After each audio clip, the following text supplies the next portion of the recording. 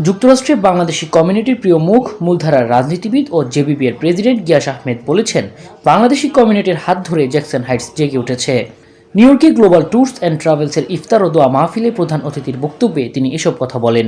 Bangladeshi community is the fastest growing community in New York State. Proud for that, and I believe that Bashir will get more success, and you guys, from executive from other airlines, will help us. So we together. New York সিটির কুইন্সের একটি রেস্টুরেন্টে এই অনুষ্ঠানের আয়োজন করা হয়। এতে কমিউনিটির গুণীজন ও বিভিন্ন শ্রেণী পেশার মানুষ উপস্থিত ছিলেন। অনুষ্ঠানে শুভেচ্ছা বক্তব্য রাখেন গ্লোবাল ট্যুরস অ্যান্ড ট্রাভেলসের সিইও শামসুদ্দিন বশির।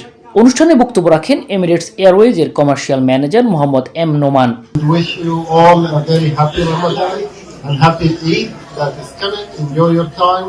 অনুষ্ঠানে অন্যদের মধ্যে বক্তব্য রাখেন কর্ণফুলী ট্রাভেলসের কর্ণধার সেলিম হারুন, বাংলা ট্রাভেলসের সিইও বেলায়েত হোসেন বেলাল সহ অন্যরা।